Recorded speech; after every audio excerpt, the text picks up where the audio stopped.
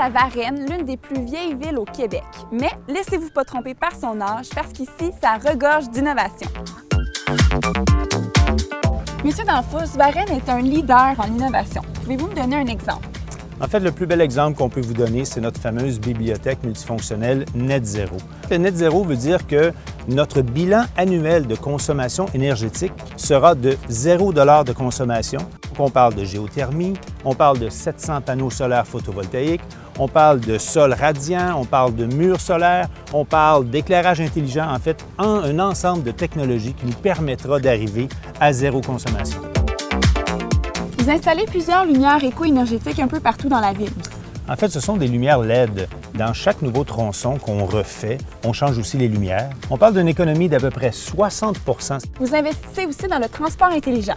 On vient d'acquérir notre 3e véhicule tout électrique, en plus d'acquérir 7 bornes de recharge qu'on rendra accessibles à la population tout à fait gratuitement. Varennes est aussi la 2e ville en Amérique du Nord qui a le plus d'emplois en R&D. On a l'IREC, qui est le grand centre de recherche d'Hydro-Québec, qui est basé à Varennes. On a Canmet Énergie, qui a collaboré avec nous pour notre projet de bibliothèque.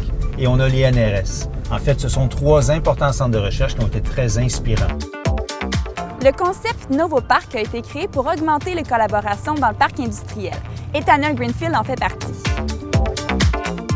Ethanol Greenfield est le plus grand producteur en éthanol au Canada, puis vous travaillez présentement sur 3 projets. D'abord, il y en a un en thermochimie. Oui, en association avec Enerkem de Sherbrooke, la production de 40 millions de litres d'éthanol cellulosique à partir des matières résiduelles ultimes. Ensuite, il y en a un en biotechnologie. La biotechnologie, en association avec la chaire de recherche universitaire de l'Université de Sherbrooke, l'analyse de matières complémentaires aux grains, entre autres le chanvre industriel, le millet perlé sucré, la betterave à sucre, ainsi que la tige du maïs. Et enfin, vous avez un 3e projet sur la biométhanisation. Oui, la digestion anaérobique, en accord avec nos 3 MRC, où en utilisant les matières organiques de nos villes, on produira un biogaz utilisé au point de vue énergétique pour remplacer le gaz naturel partiellement dans notre usine, ainsi qu'un digestat utilisé à des fins de fertilisants organiques. Et tout ça, ça aura lieu où?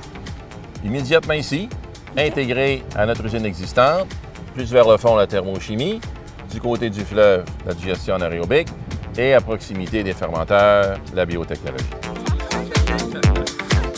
Monsieur Danfous, pour qu'un tel projet de biométhanisation fonctionne, il faut impliquer la population. On a regroupé 3 MRC. On a lancé aussi un projet pilote, l'Organibac, pour récupérer le maximum de matière qui demain se transformera en énergie. Super! Bien, merci beaucoup de m'avoir montré toute l'innovation de la ville de Varennes. C'est très intéressant.